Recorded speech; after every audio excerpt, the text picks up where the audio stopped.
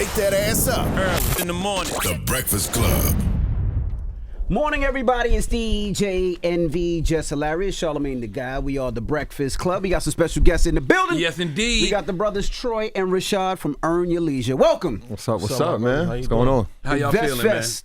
Nah, good. Thank you for having us. It's dope. This is our first time in the new studios. It's a nice thing y'all got going over I there. was looking at the artwork. We've earned our leisure, man. That is true. That That is true. That is true. About time. We got something better. We got some thrones in here. I had to get out of there. It was hurting my back. Hurt his back. It was hurting my back. Pause. So, Earn Your, Yes, definitely big pause.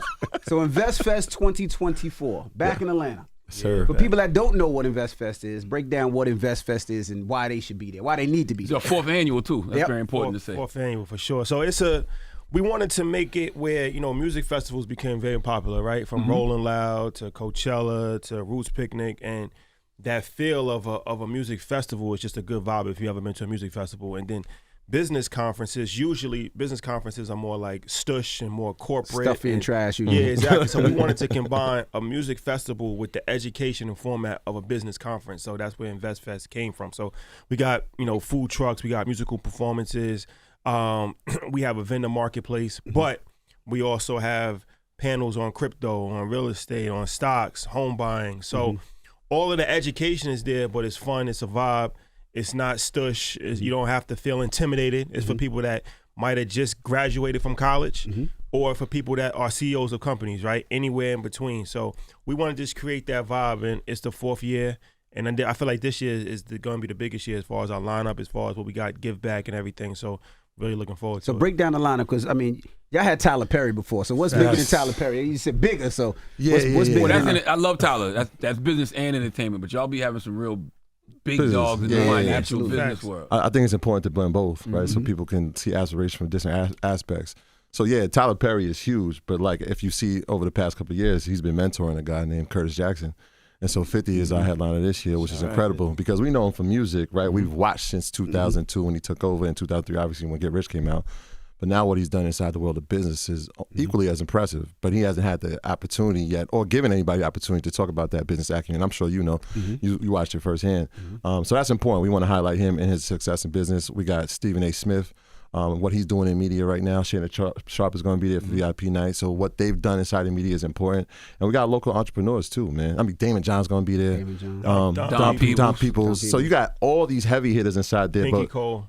I'm getting to the local entrepreneurs. Yeah, so the local entrepreneurs is important too, right? Because Pinky Cole is that next person up when we're talking about $1 billion valuation. We're watching it happen in real time. And so we want to have that commerce and culture mix where it's like, yeah, you could be a Fortune 500 CEO, but you could be coming from high school. Like we got kids coming down there. We got 100 kids from New York City that's flying down. We find 50 kids from our community so they can see it. Because once they see it, you can't unsee it. I always tell people like, Invest Fest is cool, but you got to experience it in real life, in person, because it's just a different feel. One thing that I've been paying attention to, I see that y'all got the marathon going to be there. So Yeah. Black Sham, who else? Black Sam and JP. JP. They're going to be speaking, and then they bringing their whole team, but those two will be on stage with us. And y'all got a partnership with Microsoft and Nipsey's The Marathon for a pitch competition? Yeah. So and Lauren London's going to be there too. Yeah, so, we're into that. Nip was somebody that it's crazy. We never got a chance to meet Nip, but he was one of the people that we definitely wanted to interview because everything that we embody, that's what he stood for. As far as entrepreneurship and being independent, F the middleman, that's like his whole slogan. So we never got a chance to meet him. Unfortunately, he passed away, but we really built strong relationships with every single person that was next to him or close to him. So Black Sam, man, that's my guy. And, Sam don't really talk too much. At all. So, like if you develop a relationship with Sam, it's a real relationship. It's not like no industry shit. So that's my guy. Salute to Sam. We wanted to honor Nip. We pitched to him the idea of having a pitch competition, kind of like Shark Tank, right? Where it's like we're going to have 100 people, and then the first round is the 100 people who's going to audition, like America's Got Talent. Then from there, 4 people will be selected to the next round. And then we're going to pick one person live on stage, and the winner of that is going to get $100,000 to their business. So it's a really dope opportunity. Anybody can enter. As long as you got a ticket, anybody can enter. And I think, to be able, we talk about access to capital a lot, and fearless fund, for fearless fund, all that, right? So they trying to take away access to capital. We already have no access to capital, really, if you think about it. So anytime you can really give people, money towards their business, like that's really could be life changing. You never know what that can turn into. So the money is one thing, but the information to do with the money. So y'all give them that piece too? Yeah, for sure. So we're gonna be working with them because you're right. We don't, and that's part of the vetting process too, to make sure that they kind of already are on track to be successful. Because you don't want to give somebody money, then nothing is ever guaranteed. But we want to make sure that we put them in the best situation possible to win. So definitely mentorship. We're gonna give them all of our resources as far as like accountants, lawyers, and stuff like that, so they can be successful. And so we had that already done, and then when Microsoft came in, they wanted to be a part of it. So we was like, well, this is something that we're doing if you guys want to chip in on it. So it's a collaboration as far as that $100,000 from Microsoft, Earn Your Leisure, and the Neighborhood Nip Foundation. And we're doing that. And Marathon is going to have a pop-up shop. Yes. At InvestFest. Yes, That's their first pop-up shop in Atlanta in over 10 years. Wow. So and then Lauren London, we're doing a $25,000 giveaway with Lauren London to a woman-led business in healthcare. So it's a lot of give back, but to involve Nip's family, I thought was just a really, really dope idea. And like I said, they just been super solid. Like, you know what I mean? Like Sam, super solid. So when we asked him, sat down with them, and they was like, yeah, let's do it. And they just thought it was a great way to honor the legacy of Nipsey Hussle. So that's something that we definitely looking forward to. And the Lauren piece was so dope because obviously we know the relationship with Marathon, but she was like, no, I have initiatives that I really like. So women's health is like at the forefront of her, everything that she stands for. And she's big on mental health and mindfulness. Huge on it. And so she was like, I would love to do it, but here's the things I would love if we can make it happen. And so shout out to our brothers at Healthy MD. They were like, look, we have a health and wellness business that we already run. We would love to partner with them. And so the $25,000 will be given out to a women-led business, but also they're like, look, we're not only going to do that, we're going to mentor you in this space since we're experts in it. They've hundreds of millions of dollars that they've created and generated in business. So like they're going to hold their hands through this process, make sure that the business gets off to the right start with that $25,000. So like you said, these things don't happen in our community, right? And so once we see there's an absence, we can fill the gap, and that's what this is all about. With so many people that you guys have in Atlanta, had any politicians ever reached out to y'all?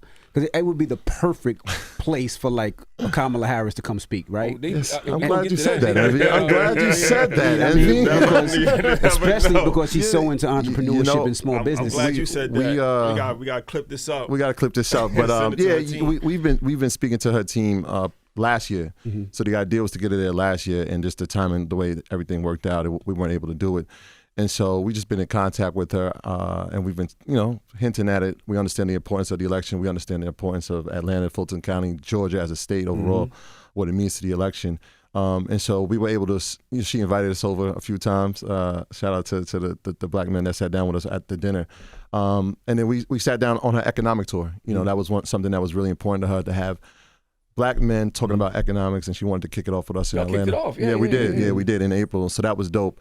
And so, at the time, it was like, okay, all roads are pulling to Atlanta. This is great. Well, it's so far out that we can't put it on the calendar just because that's just the way politics works in a sense. And she said, hit us back in the first week of July, and we did. And then the third week of July, everything kind of changed, right? Because she's a little busy. She's a little busy this summer.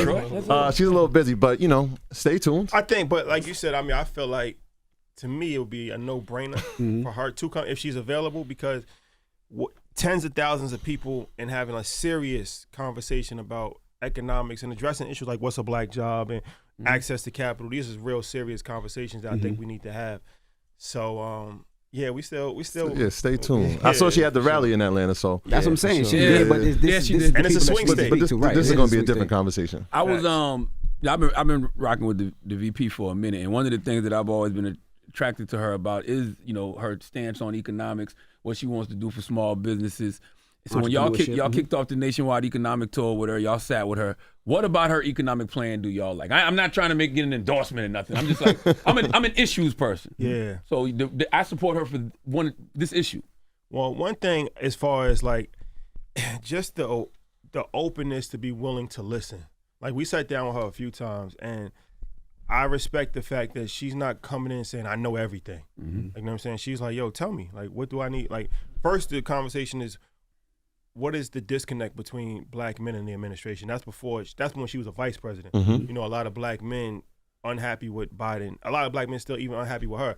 So she wanted to know what was causing that unhappiness, right? And I thought that was big of her to, like, not talk to us, to listen to us. That's right. Same thing with economics. Like we spoke to them, And we spoke to a bunch of the Democrats on Capitol Hill, and they were like, well, what do y'all need? And we told them, like, access to capital is important, right? Where there's $73 billion out there, and we get less than 1%. Like, how are we going to really scale businesses if we don't have money to start the business, right? Like, that's important.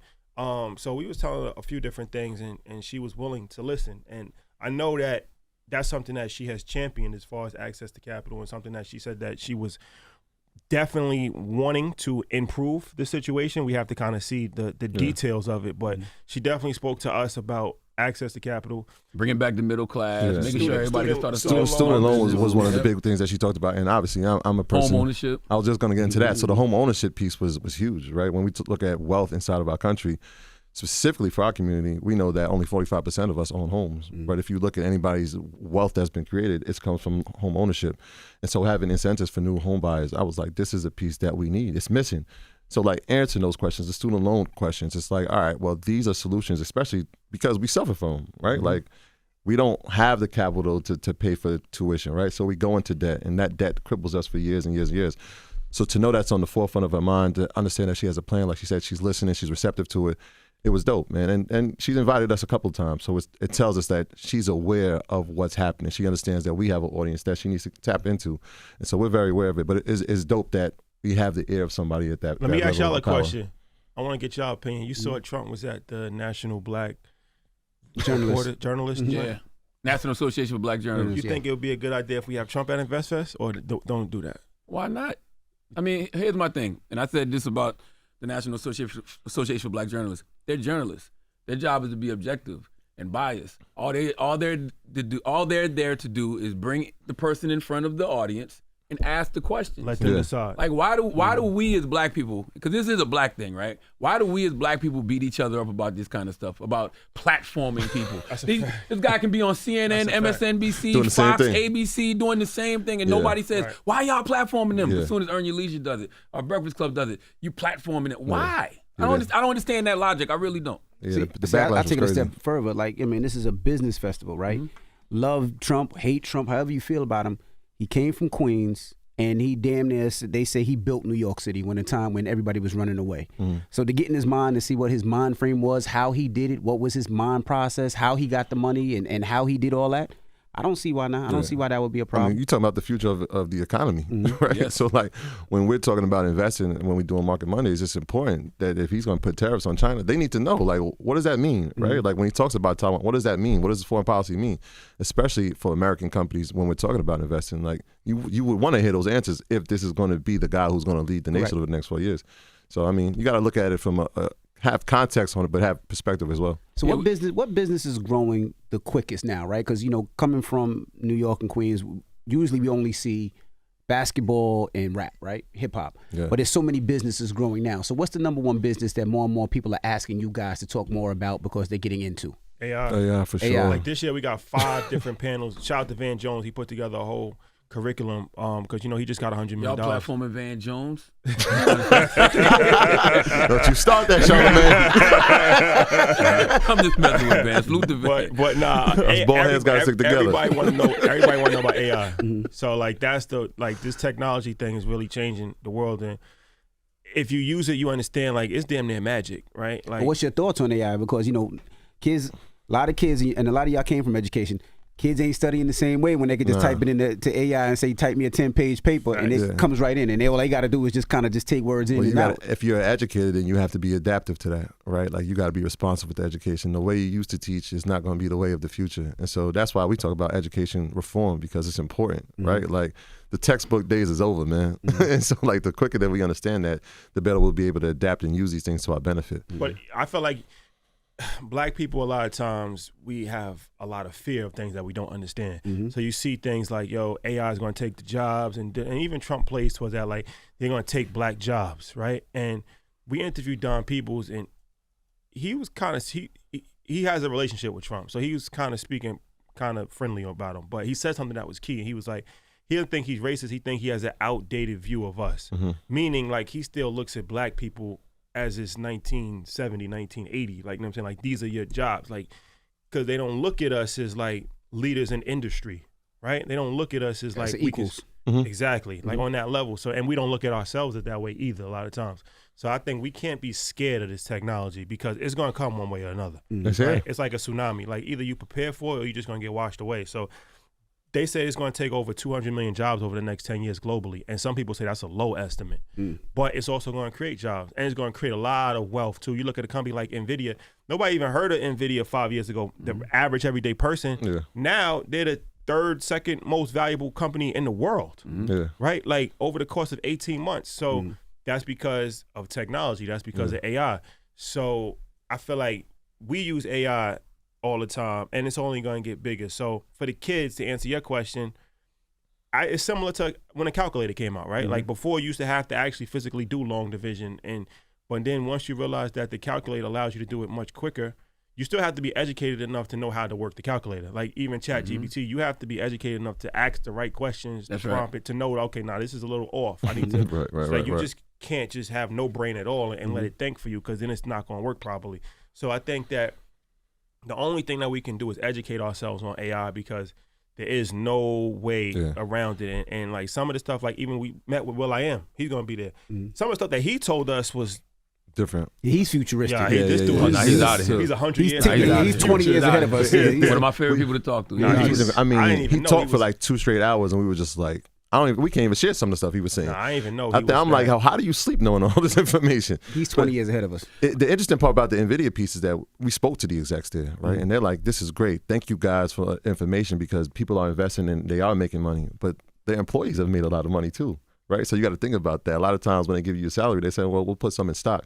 Right, company shares. What is it exactly? Because every time I see it, it looks like a herpes commercial, like herpes medication. Like how you get NVIDIA from herpes medication? Nah, it looks like it looks like herpes medication. When you see the name, how often are you getting this? The name just sounds like a herpes medication. Charlamagne, your perspective is outdated. So NVIDIA is a semiconductor company, right? So we're talking about chips that go inside pretty much all electronics. So inside of your computer, inside of your phone, inside of this microphone, they have the fastest GPUs, which are graphic processing units. Those are what makes AI run efficiently, run faster. So they're at the lead of that. They're at the forefront of it. But like I was going back to that, their employees have made money because of the stock has gone up. And so now you've had employees that are now multi-millionaires. And they're like, all right, well, we might just leave and do our own thing. So NVIDIA is like, thank you guys for the information. But what we really need is we need people that look like us to now come and innovate, right? So they're like, yo, how do we get to investors? How do we show up? Because we're looking for the talent. We have to be the talent. If not, when we're talking about prompting, who's creating that? Who's doing the engineering, right? Who's doing the language models? It's not going to be us. So we have to be a part of that. So that's why it's important to be educated, but also to say, this is something that you can do, right? So we see athletes, we see entertainers, but like, you could work for the wealthiest company in the world. It's not just Apple. It's not just Microsoft. There's plenty of other companies that you could have an impact on. But that's why I think our schools need to change the curriculum. Like I think HBCUs need to change the curriculum a lot of times, because a lot of times they don't offer the classes, and if they do, it's a very intro class. And that's what I've been saying all the time. We need to, like you said, we need to take a perspective and look what's happening in the world. And there's no disrespect to a lot of those classes and courses that they have, but the world is changing, and I feel like a lot of times our colleges aren't. The world has changed. It's over. Y'all said something earlier that made me think about the Chat GPT and stuff. I've been playing with it a lot. It's really not smarter than humans yet. Like the information is still pretty basic. I be asking certain questions on purpose. Like I ask questions that I know the answers to. Are you using the free version? No, I'm paying for it. Yeah, I'm paying for it. But it depends how you use it. Let me show you the one I'm using. Make sure I'm 4.0. Yo, man, your Chat GPT is outdated. This one. Yeah. You good. That's the one? 4.0. Yeah. So, 4.0. All right. You can use it like Google. Sound like you're using it like Google. Like a search engine. It like, how many square miles is the ocean, right? No, asking questions. Like I'm prompting it, like you said. Well, how I'll use it is, all right, so you guys put this show on YouTube, right? And then in YouTube, you have a description, right? So somebody actually has to actually physically write the description, right? Earn Your Leisure comes on, talks about Invest Fast, talking about AI, Like I used to actually have to do that for Earn Your Leisure, and it takes time, right? So what I do now is that I'll just take key points that we spoke about, right? And then I'll just say, we had a conversation at the Breakfast Club, write a 3-paragraph description, put hashtags at the end, and then I'll just feed it to him. Mm-hmm. And then within 3 seconds, it'll write the whole thing, right? That's way more efficient for me because that saves me probably a half an hour as opposed to me writing. Then I got to spell check what I wrote, stuff like that. So in that regards, it thinks much quicker than a human because I can't write something in 3 seconds. I can't write I agree with that, in 3 seconds. Like, you know what I'm So saying? it's able to interpret information 100,000 times faster than the human brain. But is it good? Like, I'll give you, like, writing a script, right? Like, there's certain times I put in prompts for different scripts and I read it and it's like, it's all right. Well, That's the first version of it, right? okay. So then you after you go through it again, now you prompt it again until you get to the final version that you want. The fact that it can create it, whereas like you might have, if a writer has writer's block, it can create for you, right? If he has the writer's, it's going to create for you, and so it moves and it becomes more efficient as you use it. So it starts to learn you. It starts to learn your patterns. It was saying like, if you prompt it over 3 months, it has a high school level education, right? After 6 months, it has like a college level education. I think ChatGPT is now it passed the bar. Like, so Really? it's learning, right? And the only thing it's going to do, that's all it does is learn. And all it does is get better every single day, right? That's why people like it's going to lose jobs because number one, it's going to be more efficient.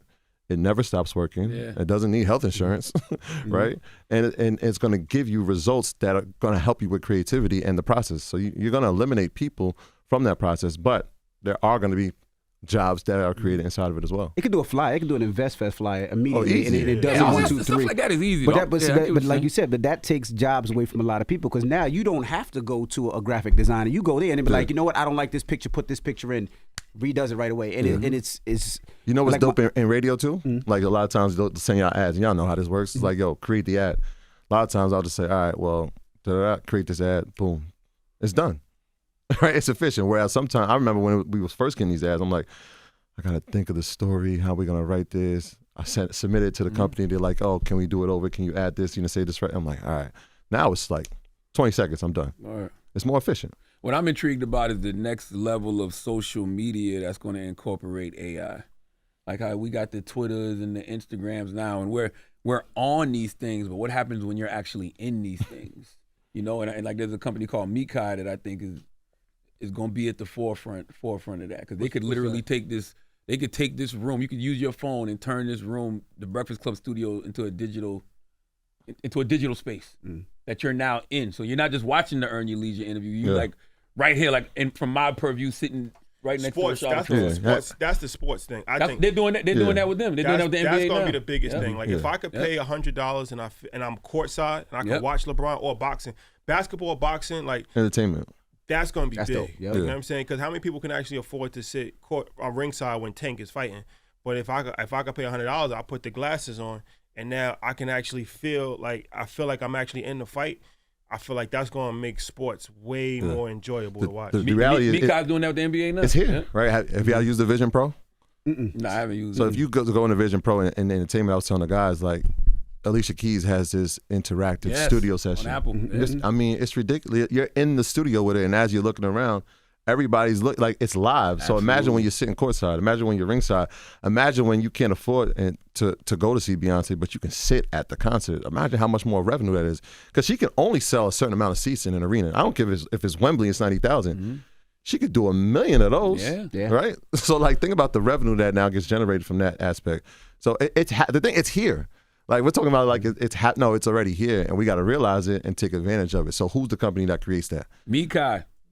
I'm telling you, go look at Mikai.com. They're doing it now. They're doing it with the NBA. They're doing it with Wall Street Journal. Like they're already doing that. Yeah, and that's the next level of what we're all doing. Imagine when you can sit in on Earn Your Leisure conversations. Like you just said, I don't have to be at InvestFest, but I can be at InvestFest. Yeah. Right. Yeah. It's here, and the next piece is going to be that everybody's going to have their own individual AI.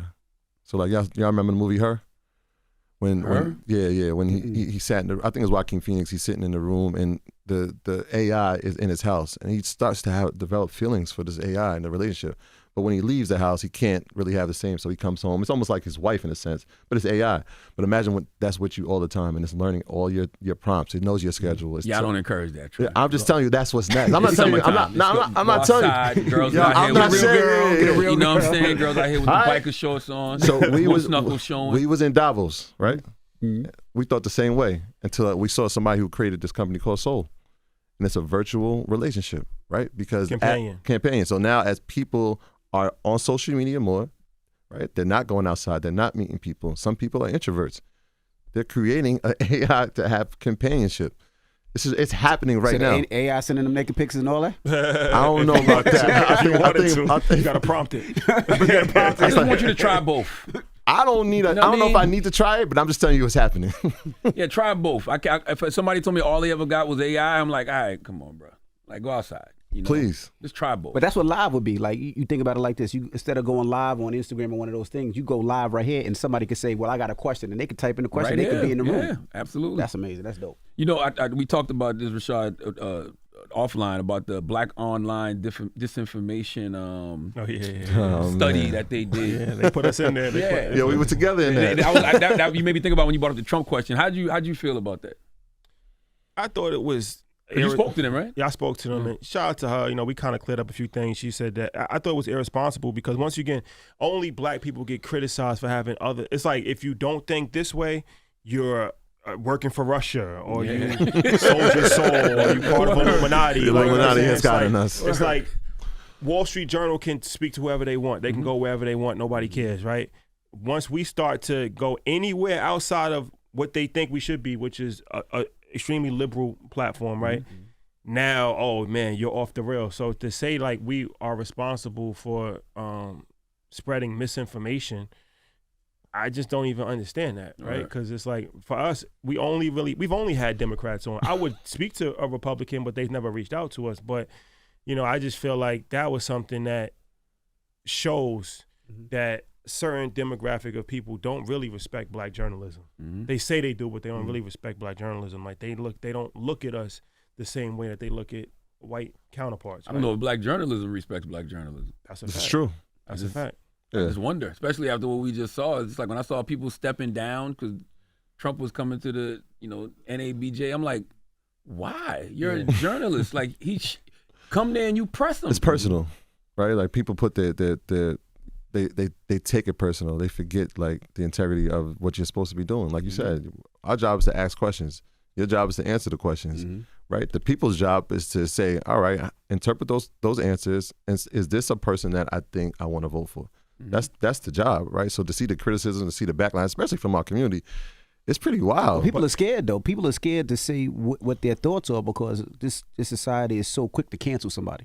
And you cancel somebody for an opinion, you know what I mean? And we always say, vote your interest. But if you want to vote Trump because Trump is doing something in your interest, you should be able to do it without being canceled.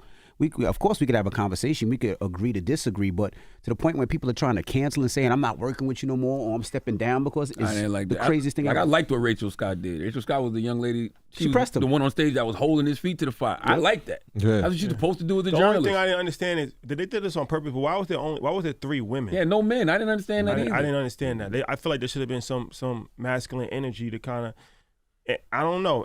Roland Martin would have been perfect.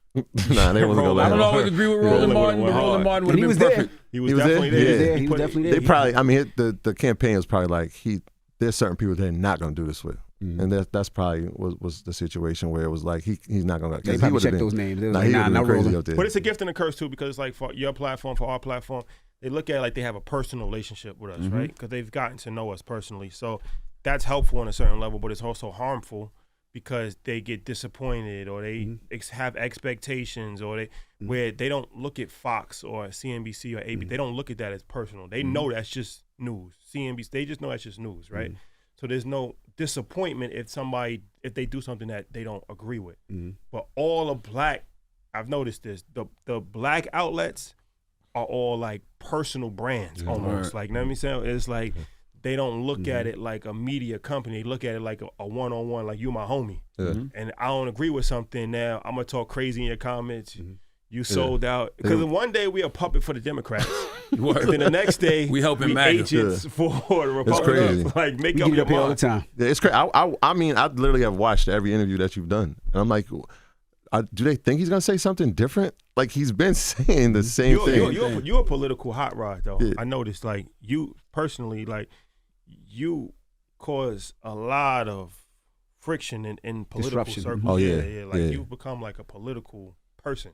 But it's good though. Like everything I was saying about Biden last year was absolutely true. And they were He mad needed at to you. step down. They were mad at you I didn't for that. think he could win in November. Yeah. I thought it was a fair question to ask if the Biden-Harris ticket is something that you can win in November. And if the threat to democracy is so great, like we see it is, why are you running somebody that can't win? And now you see what happened. He stepped down. Now they got energy again. Big energy. Big, yeah. But you know, it momentum. also showed me how quick public is. They're so fickle. Oh, Because even God. when we met with Kamala the first time, we couldn't. I didn't even post a picture. Kamala. Vice President Kamala Harris. I didn't even. Madam Vice President. I didn't even post a picture on Earn Your Leisure's page because I just knew it was gonna be so divisive, and because a lot of people didn't like her. Remember, people were saying like, "Where has she been? I haven't heard from her." Like it was just all negativity. I felt that way. Then now everybody loves her. Everybody You know loves what I'm saying? Everybody loves her. Now Like, you can post a picture. Now they be like, yeah. Oh yeah. Oh, you was with her? it just goes to show you, man. Like, Get her at the Invest public Fest. is so fickle, and then like media is real powerful. Like the media really started to champion her, and they picked up momentum. And then in 2 weeks, her whole thing just shifted 180 from people saying, "Yo, where's she been? She's hidden. She hasn't said anything." To now, like people like, "Oh yeah, she's gonna be the next president." I'm just like, we had a good relationship with her, so I knew that she was, always capable. But it's just interesting to see how quickly public perception can change. Yeah. And That's what I'm excited about. I'm excited about the fact the last 2 weeks, and even when she started doing the economic forum, I feel like I'm starting to see the Vice President Kamala Harris we see off camera, on camera. And I think that's the biggest thing. Like we've been in the room, and so when people are talking, like, "Nah, we know her," but like she's a really good person. Like when you talk to her, so to see this happen now is like, oh, it's due time. Now the interesting part is like, can she do it, and who is she going to do it with? So like the next thing is like, who's going to be her VP candidate? I hope with? it's Governor Shapiro. You do. I like Yes. Shapiro too. Pennsylvania. Yes. That's what I predicted, just for the momentum and the youth and I like Shapiro. the Yeah. importance of that swing state. We've had him up here. He's a good dude. I like some of this. I liked a lot of the stuff he was doing in Pennsylvania before he was even in the VP conversation. That's why we had him up here. Yeah. The prison reform, the probation reform he did with Meek, the criminal justice reform, the what is it called? The Clean Slate Act, I think it's called. Like he's doing a lot of dope stuff in PA. That's your prediction? I hope. I think so. I had the same one. And you said something else too, Rashad, that made me think about it. I think what got people excited about the VP is the fact that they know she probably can win, because I think people are starting to be aware of Trump more, meaning like they're paying attention to what's happening with the Supreme Court. They've read Project 2025. Like it's not just the rhetoric they're getting from the cable news channels. They've actually done some due diligence and seen it. They've seen the presidential immunity for a president. President can get away with crimes. Supreme Court judges and elected officials can take bribes now. Like, if that don't wake you up to what's going on and how much of democracy is at threat, you bugging.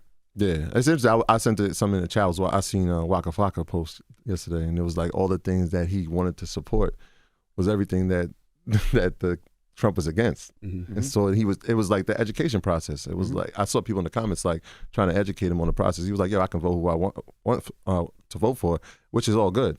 But understand like the education of like your reasoning and deductive reasoning, does it align with what you're doing? So I think that education process is important. Where you're getting it from is important too. So I'll be telling people like, look, don't just watch MSNBC. Don't just watch Fox, right? Like actually do some research. Get like a cumulative assessment of the candidates that you're trying to choose, the issues, and then make an educated decision. It's important for our platforms to remain neutral.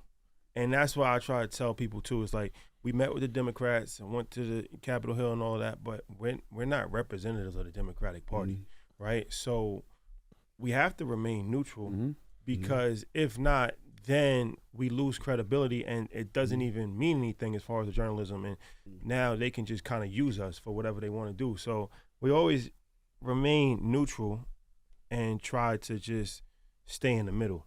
And I'm gonna hold them accountable always, even if I support them. You got to hold people accountable, and you got to have conversations with every single person, right? Because it's like once you start to alienate a whole entire side, now you essentially just kind of cut off half of the situation, right? And that's not really beneficial. So I feel like that the Republicans have done themselves a tremendous disservice because they don't really try. Like for us, no Republican has ever really reached out to us, ever. No, we started getting that this year. Yeah, A lot of them. Yeah, this year we got a lot of them. We had Nikki Haley up here. We had Vivek Ramaswamy up here. But y'all platform is y'all very, very mainstream, right? We are still like more on underground, right? But you should be aware enough to know that we have a following. Absolutely. So it's like you guys, if they don't reach out to you guys, then they just are completely incompetent. But it's like for us, it's like if we're not on your radar, then that lets me know that you're not really trying. That's true. You're not even looking to see what's under the surface, what's bubbling, what culture is really gravitating towards. So I just feel like they're doing themselves a disservice because if they did, we would answer because their conversations are important. But if not, then we're not gonna go out of our way to try to cater to them as well. All right. and we got to hold them accountable and from a business standpoint too. When we had conversations about media, black media specifically, and platforms, and about the ad money that goes into campaigns. Well, how much does it go to us? Right? Like if you're gonna put ads on a show, you're gonna put like we're talking about. I know that they just released that there was a $1.5 million initiative to give to black media, but I'm like, you're talking about almost $150 million budget, right? You need that vote, right? You cannot win an election without this vote. So to put that percentage of the allocation to a platform or an audience that you need is almost a disservice. So we got to hold them accountable for that too. What's been the success stories from InvestFest over the last 4 years? Oh man, so many, man. I feel like, well, first I'll speak to our success story because that's something that we can relate. So we last year it was a gentleman that came from Ghana to InvestFest, and he had just heard about it. And long story short, he came to InvestFest and he was very impressed by InvestFest, so he wanted to connect with us. So Shaka Bars actually connected us. We went to Ghana. They hosted us. Turns out, so you heard of Afro Future? Yeah. He's one of the people that throws Afro Future. Polo Beach Club, if you ever been to Ghana, Hell they own Polo, Amazing. they own Polo Beach Club. They own a bunch of real estate, everything. So they connected with us. They're like, yo, we got 300 acres of land and we want to build on it. And they're like, well, what's the play? And they're like, well, we want to. And it's crazy because we already had this idea of bringing people from the diaspora over, but not just to party and leave, right? Like actually more sustainable, like buy real estate, build a community. So we're actually working on building a community with the brothers from Ghana. That's all because of InvestFest, right? But there's vendors, we interviewed a vendor that made $300,000 in the vendor marketplace selling her services. We interviewed another vendor who is a husband and a wife combination, and they met Diddy, who was Steve Harvey's partner. And then from there, they developed a relationship, and they took their business from making like $10,000 to now they've made over $3 million just in the vendor marketplace. And the people that have went to InvestFest and learned, and they actually purchased a home from the information that they received. So the networking is just unbelievable. And then the information, when you add the networking with the information, is definitely an opportunity to change your life. Yeah. So we were with our brother Ray Daniels, and he was like, look, when I walked into that marketplace, I never been to Black Wall Street, but I would imagine this is what it looked like. When you have just all these over 400 businesses, people networking, people creating ideas, and actually finding networking pieces, right? It might be your investor, or it might be your next business partner, or you might look and say, man, I want my business, to scale like that. And so now people are getting ideas how to grow their business. And then obviously, we come through the marketplace, but we're not just walking by ourselves. We're bringing Tyler Perry through, right? We're bringing Robert Smith through. So like just to have the opportunity to see that in real and like have a moment with that, it's incredible because they're looking at it as a way to invest as well. I know Steve Harvey walks through and he's like, all right, I want every piece of art that this person has. Like there's opportunities in there that just don't exist. So imagine you just started your business, so you're in year 1 or 2 of your business, and you might see 10,000 customers throughout the year. You're talking about 50,000 people in 3 days. It just doesn't happen. It's a very unique opportunity. Did he ever give y'all the $1 million, or he just did the big check thing? Good question. You want to know the whole story behind that? Of course. So Diddy, all right. So this is before InvestFest. Last year, obviously before everything happened, we was working with Revolt, and they like, yo, Diddy want to give you guys $1 million to invest. At first, it was supposed to be $1 million for us to invest for him, right?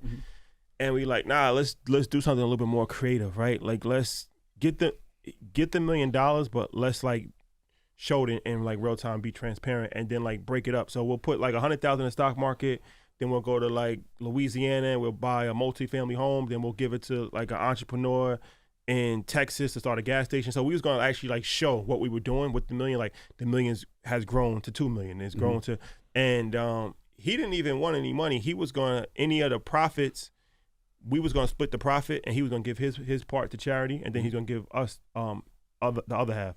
So we had been talking about this for months. So when we was gonna make the announcement, we like, yo, we should make the announcement at InvestFest. Like, you're gonna come, like it would make sense to do it on InvestFest. So they liked the idea. So yeah, they gave us the check on stage. So if anybody has, because it's important to educate the audience, right? Like, so when they do like those big Kinko's checks, contrary to popular belief on the internet, you can't take that check into Bank of America and cash it. You can't bring that to the drive-thru. People think that you get that check. Like, it won't fit in the ATM. Like, yo, I seen you got the money, bro. He gave you the check. I'm like, that's not how he signed it though. So all right, so that's like for sure, right? Then after that, then lawyers have to kind of work out the final agreement or whatever, and then they wire the money to you, right? So that could take a couple of weeks, but it took a couple of months. We never got it. And I will say this. I think that he had the intentions of giving it to us, because he actually called after. He's like, yo, did y'all get the money yet? I'm like, no, they didn't get it yet. But his team, and I can't even knock them, they were doing their due diligence. They wanted to make sure it was right, that the legal agreement and everything. So it was just taking a long time, right? It took like from InvestFest in August to like October. Like 10 months. It wasn't 10 months. It was like 2 months. So we started the conversations. Yeah, but from the time we got the check, the big check. Yes. So in October, we still didn't get it, right? And then in November, everything happens. And then y'all knew it was over. It was over. We didn't even bother. So we never got the physical money. But also, that's important to kind of clear up too. It wasn't a donation to us. He wasn't investing in Earn Your Leisure. We were going to invest the money for him, and the proceeds was going to go to charity, right? So that's another, people kind of create their own narratives. Like, yo, Diddy gave y'all $1 million, so y'all can't talk about him. He never gave us $1 million. And even if we did get the $1 million, it was never going to our bank account. It was never going to Earn Your Leisure. It was going to be invested, right? But yeah, that never actually ended up happening. But that's not even something y'all would talk about. I mean, I see, y'all do the blackout now, you and Ian. Y'all talk about more socially, culturally stuff than financial. Why'd y'all start doing that? Just to be able to talk about those things? Yeah, because, it's like we want to just have some diversity. So Earn Your Leisure, we interview entrepreneurs. Market Monday, we talk about stocks.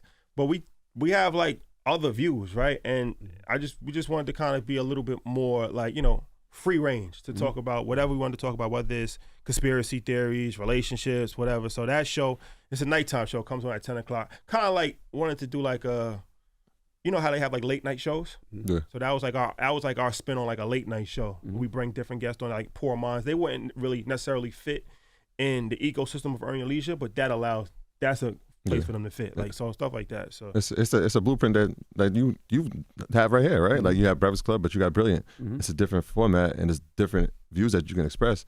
So it's like the box. We always talk about box. Never let anybody put you in a box. Oh, they want to They want to keep us in that box. So like, even now when people watch it, they're like, yo, what y'all turned into this? Like, why are y'all not talking about investments? I'm like, yo, bro, that's just one part of our life. We talk about investments every day. Every day for 6 years. Do people get mad at y'all? Like if y'all give your opinion on the Kendrick and Drake for sure. thing, like, you know what I mean? Like, yo, stick to stocks. Right? You know what I mean? Like, y'all can't have an opinion. You know what I mean? Like, what does this have to do with economic empowerment for our people? Like, bro, we did this for 6 years, bro. Every single day, like.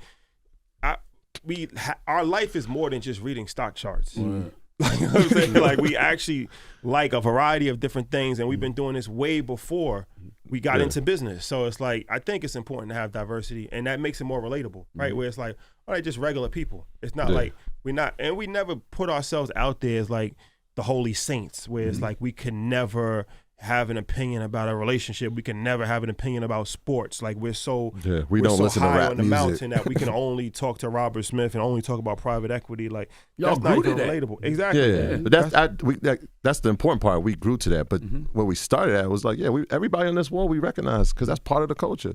This is not just like, hey, we just came up in this world of finance and this is all we've ever studied in our entire lives. Like, nah, I always say, like, we're the sixth element of hip hop. this is hip hop. Like we might be This at is the the new White House version. on Wednesday. We Yeah. might be at Dykeman on Thursday. You know Like, what I'm saying? like that's really our life. Like we move in between those two worlds, and like we do your show, we do CNBC. Like I think that people, like you said, they try to put you in a box, and I think that that's dangerous because nobody should be held to just what somebody else thinks of them, right? Like everybody should be able to do whatever they want to do. And I'm not knocking nobody else. I just feel like black people, we're the people who have the diversity to do that. Right. We can be in all those different spaces. A lot of times when you a white person, you got your world. Your world is the world. That's it. So you don't have. You're not forced to learn about a little bit of everything that helps you to navigate all of these different spaces. We do it, and we do it effortlessly. Yeah, we have a certain level of duality that nobody else can to manifest. Like we just have it, and it's just kind of a natural thing because we've had to adapt to it. Like we love a multitude of things. Like that's just part of the nature of being black in America. Well, how can they get tickets for InvestFest? InvestFest.com. You can get your tickets. It's still a couple days left to enter to the Nipsey Hussle Business Grant. That's his opportunity to win $100,000. But yeah, come to InvestFest, man. We got so many great speakers. It's August 23rd to August 25th in Atlanta, Georgia, Georgia World Congress Center. It's our 4th year doing it. And man, if you've never been, it's a life-changing experience. Something that we definitely are looking forward to. And thank you guys for allowing us to come on the platform and talk about it. Appreciate it. We appreciate y'all. And it's the biggest yet impact. And we got this is breaking news. $25,000. We talked about the Lauryn Hill initiative. We talked about the Nipsey one. $25,000 will be given in the marketplace as well. So that's breaking news alert right now. 25 in the vendor. marketplace. 25,000 to a vendor. Shout out to to Bevel, our team at Bevel. Yeah, They doing that. So wow. Yeah. So that's gonna be incredible. Well, it's Earn Your Leisure. It's the Breakfast Club. Good morning. Wake that ass up. Early in the morning. The Breakfast Club.